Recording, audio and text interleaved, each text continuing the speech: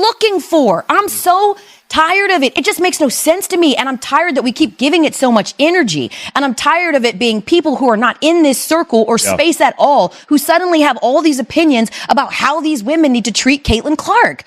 What do you want from them? They want to beat her because she's not on their team. In 2025, the spotlight in the WNBA shifted in an unexpected direction, straight to the broadcast booth. For once, it's not the players under scrutiny, but the commentators. Caitlin Clark's meteoric rise has shaken the status quo, and now the critics who once took aim at her are feeling the heat. The microphone isn't just for play-by-play anymore. It's demanding accountability. What are your thoughts on how she apologized for being white when she won Athlete of the Year? She developed all of that stuff, and then now to me that just kind of discredits her as an athlete. Athleticism doesn't see race. If you're good at something because of the prime and the practice that you put in it to develop your talent to a skill, then that's what deserves to be given the credit for. Not all this other race baiting and everything else that makes everyone feel like they're at a disadvantage because of where. The 24 WNBA season smashed viewership records, fueled in large part by the electrifying debut of rookie phenom Caitlin Clark. Clark, I still got a Nike deal for like 20 M's. Dude, but she's cold though, bro. What are your honest opinions on her? Because some people I never watched like her play until the tournament, and I was actually like in shock with how good she was. You think she'd beat you in a 3-point contest? Nah, but it'd be good. First rookie since Candace Parker in 2008 to earn a spot on the all WNBA first team. Playoffs in full effect. I think we need to talk about how historic this WNBA regular season was. Latest reports show for the regular season, nationally televised WNBA games averaged 657,000 viewers, the highest audience in 24 seasons. No surprise here, the matchup between two college rivals, Angel Reese and Caitlin Clark, was the most watched WNBA regular season game. The Indiana Fever and Chicago Sky game averaged 2.3 million viewers, the most watched WNBA game in 23 seasons. Clark has become one of the most polarizing figures in WNBA history. While she's been hailed for igniting a surge in the league's popularity, she's also faced sharp criticism from former players and broadcasters. However, as she enters her sophomore season, Clark will have to contend with two fewer voices in her growing chorus of critics. We have to talk about Caitlin Clark's number one hater, Cheryl Swoops. Stephen A. Smith actually called out Cheryl Swoops on his Stephen A. Smith show and said, "There seems to be some haterade in the league." Cheryl Swoops herself. She recently spoke on her podcast and didn't mention the rookie when speaking of Indiana's rise in the standings. All Cheryl Swoops did was validate that there's folks hating on Caitlin Clark. How do you talk about the Indiana Fever and mention a multitude of players and not one of them? The dust settled on another landmark year for women's basketball. A few familiar voices on the sidelines quietly lost their standing. Hold it down for the vets. But that, to me, is what keeps this league so competitive, is a great mix of young players and the veterans.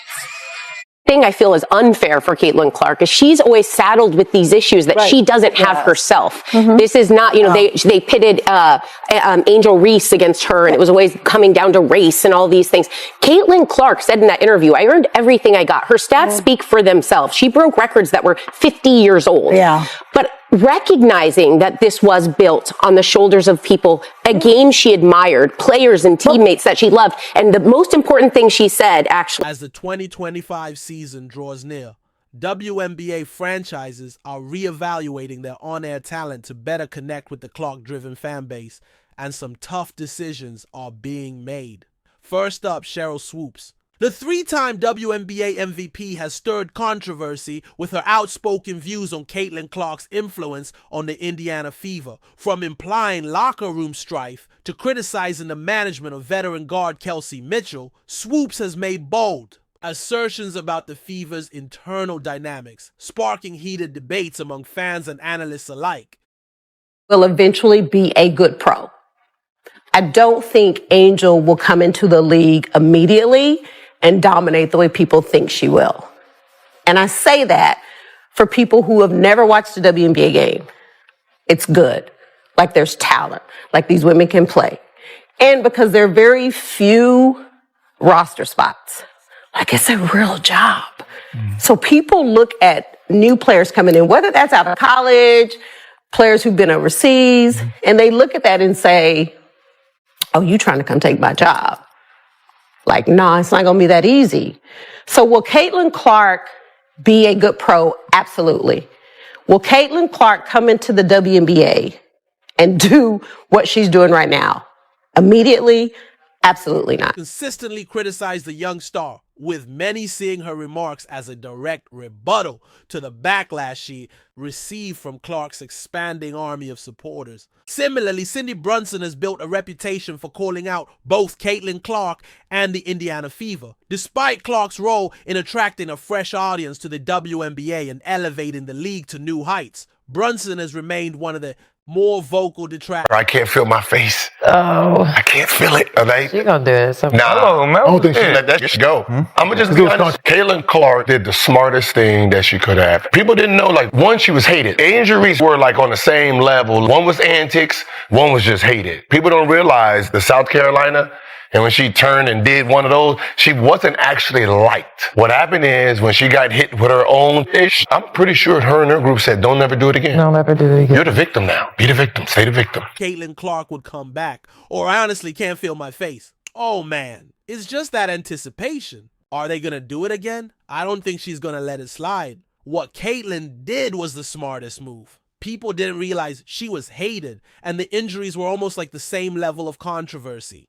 One was antics, the other was just pure hate. What people don't get is that when she faced South Carolina and turned to do one of those moves, she wasn't exactly well liked. What changed was when she got hit with her own medicine. I'm pretty sure her team told her never do that again. You're the victim now. Own it. Be the victim. Say you're the victim. The fact that Stephen A is using my sister Cheryl Swoops for clicks and likes is horrifying. And I implore everybody that can hear my voice to push back on Stephen A and say, why won't you have Cheryl on?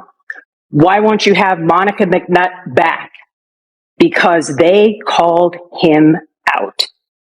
He just doesn't want to face the truth, and he wants to line up in the narrative behind everybody else that Caitlin Clark came down the mountain with tablets in her hand to save the WNBA. Here's a newsflash. The W didn't need saving. It just needed promotion. The product has never been the problem. It has always been the promotion. Sparked fierce backlash from fans who rallied behind Caitlin Clark and the Indiana Fever. Once the voice of the Phoenix Mercury, Cindy Brunson now finds herself removed from the play-by-play rotation following controversial comments, a stormy season, and a growing divide both on and off the court. As Mick from Mick Talks Hoops pointed out in a YouTube video, it's telling that two teams have parted ways with, or at least not rehired, individuals who have openly opposed the league's biggest star. The Phoenix Mercury recently unveiled their 2025 broadcast schedule, the most expansive in franchise history, featuring 36 regular season games and 2 preseason contests, all airing on Arizona's Family and Mercury Live. Yet Brunson's name was conspicuously absent from the list. In her place, the Mercury introduced Emmy-winning Ann Schatz, Hall of Famer Ann Myers-Drysdale, and Valley Sun's announcer Braden Bell. This shakeup comes at a time when public perception matters more than ever, particularly for a franchise, in the midst of rebuilding both its roster and its relationship with fans. Brunson's controversial presence had become a liability. The tipping point wasn't one specific moment, but rather a series of missteps. In a widely circulated Twitter space, Brunson allegedly made disparaging remarks about Clark. As Mick observed, she suggested that the Indiana Fever organization needed to take a stand against the vitriol aimed particularly at Black and LGBTQ women if Caitlin Clark didn't act appropriately. That comment, however, quickly painted Brunson as an enemy of Clark in the eyes of the public. When Clark received 66 out of 67 votes for WNBA Rookie of the Year, all eyes were on Brunson for the lone missing vote, even though she had no role in the official voting. Brunson later attempted to clarify the situation, claiming she had been caught in a doppelganger scenario and had no influence on the award process. But by then, the internet had already made its judgment. Even her calls for Indiana Fever leadership to address the online harassment directed at Black and LGBTQ players were dismissed by many as performative and insincere. Accused of mistreating players. One of them is speaking out this morning, telling us why she wanted to transfer. ABC's Lindsay Davis is here with the details. Good morning, Lindsay. Cheryl Swoops fired and eats turd as WNBA stars choose Caitlin Clark. Good morning, Lara. Cheryl Swoops was the first woman to ever sign with the WNBA. But this morning, the college coach is not only under fire, but under investigation after reports that the majority of her roster has decided. Cindy Brunson's sentiment may have held some weight, but the context and history surrounding her comments complicated matters, especially when Ken Swift on X, formerly Twitter, unearthed old receipts, including one where Brunson had mocked Monica Zano's appearance in a post. The backlash wasn't just about Clark, it was about credibility in a sport that thrives on teamwork. Brunson seemed to have committed a cardinal sin, going solo when the league needed solidarity. Mick put it bluntly, it's not the greatest look, employing someone who says the things she said, and Brunson isn't alone. First it was Cheryl Swoops, and now Cindy Brunson. So was Brunson's removal from the Phoenix Mercury broadcast team justified? Meanwhile, Cheryl Swoops, another outspoken critic of Clark, has quietly vanished from the Dallas Wings broadcasts, and it's not hard to understand why. Washington Mystics, I'm Eliav Gabay here with Cindy Brunson, and thank you so much for joining me. It has been a very exciting season in a whole lot of different ways, but 3 games out of the playoffs, sitting with 13 games to go. How realistic is making the playoffs for this team in your eyes? It's very realistic for the Phoenix Mercury. This is a team in the WNBA that has the longest. Critiques sparked more controversy than genuine insight. She downplayed Clark's NCAA scoring record, suggested that Angel Reese had outplayed her, and even misstated the facts, claiming that if Kelsey Plum had set the record in 4 years, Clark should have broken it in 4 as well, when in reality, Clark did so in fewer games. Brunson's departure and Swoops' sudden disappearance from the Dallas Wings broadcasts don't seem like coincidences. They feel more like strategic timeouts. When controversy overshadows the game, the wisest move is often to reset.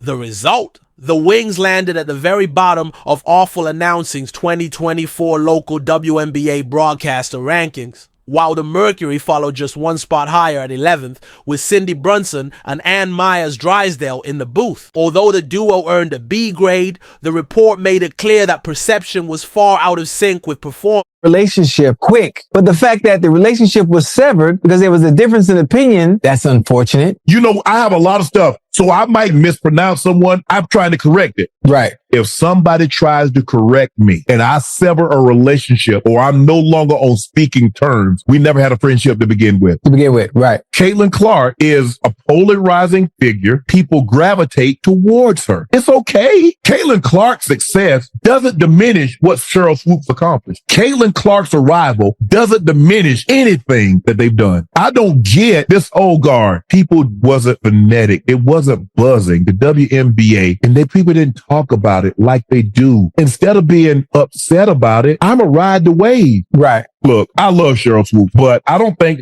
Nancy said anything that's wrong. Cheryl, you just got, you know, your facts are